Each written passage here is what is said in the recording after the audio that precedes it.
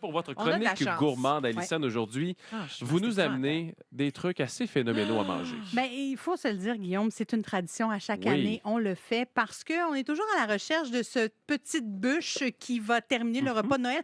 En fait, c'est un peu ce que je vais faire avec vous aujourd'hui. Pour moi, il y a une tradition très, très Ben oui. personnelle, familiale associée à ça parce que ma grand-mère est une excellente pâtissière et on descendait dans le bas du fleuve à chaque temps de Noël et il y avait la bûche qui nous attendait rouler. C'est elle qui faisait sa bûche? Ah ben, Oui. absolument. Pas question d'avoir quelque Bûche chose vachon, d'acheter. hein? Ah non, ça aurait été un sacrilège, ça.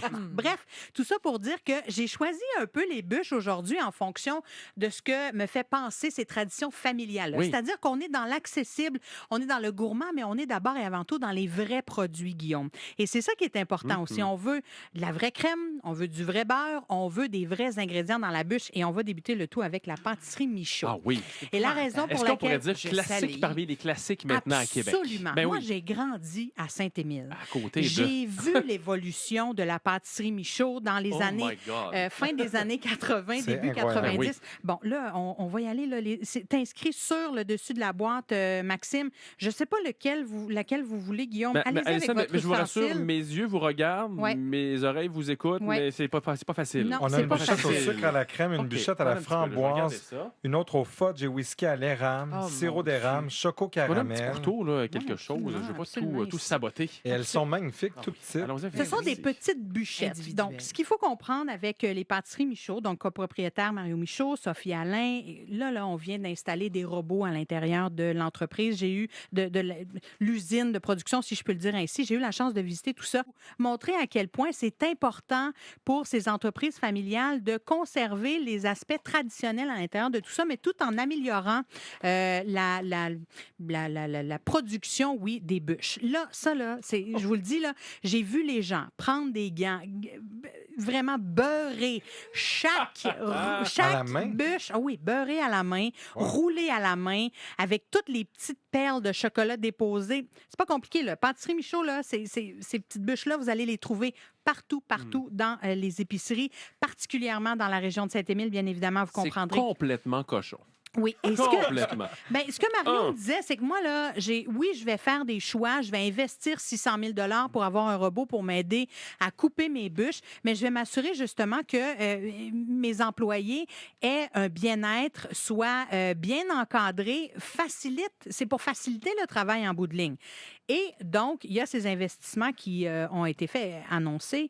On va en revenir dans les prochains jours, Guillaume, comme je vous le mentionnais, mais ça reste que ces bûches sont disponibles un peu partout. Ça goûte le vrai.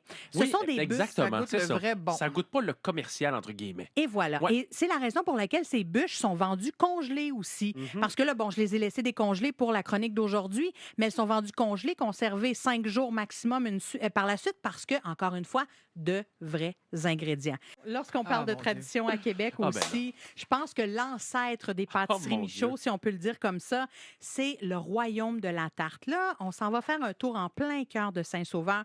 Guillaume, allez, avez-vous besoin d'un autre couteau? Ben, Mais oui, je vous donne oui, une oui. autre cuillère. Tiens, Ah, mon on vous Dieu. pitche ça. Garochez-moi ça par la tête. Parfait. Ça, j'ai découvert le royaume de la tarte il y a environ 1 mois et wow! Ah, mais je suis contente d'entendre La ça. tarte Voyez-vous, au pacane, là. même si ça Oh, fait mon 60 Dieu. ans, bientôt 60 ans que ça existe, le royaume de la tarte, je trouve ça fascinant de savoir qu'il y a des gens qui ne connaissent pas encore le royaume de la tarte. Il n'est jamais trop tard pour découvrir une entreprise familiale avec justement des traditions qui coulent dans leurs veines.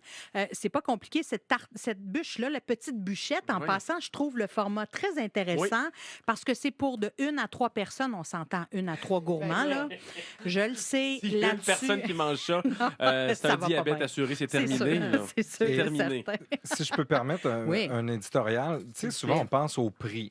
Oui. Et c'est sûr qu'une bûche comme ça, on ne parlera pas du même prix qu'une bûche d'une marque populaire. Mais c'est pas la même expérience du tout non Tout à plus. fait. Ça vaut la peine là, d'investir dans une bonne, belle, grosse Maxime. bûche. Puis en bout de ligne, je pense que vous et moi, on est tous sur la même longueur d'onde. On veut le meilleur rapport qualité-prix. Exact. Et ce qui est le plus important, en bout de ligne, c'est une question de goût. Et là, ici, c'est vraiment une question de goût associée à une tradition. J'irais même encore plus loin, associée à la ville de Québec aussi. Ouais, c'est vrai. Cette tradition-là, même quartier Saint-Sauveur, un quartier ouvrier. Vous l'avez vu, hein? On dit de 1 à 3 personnes. C'est gourmand.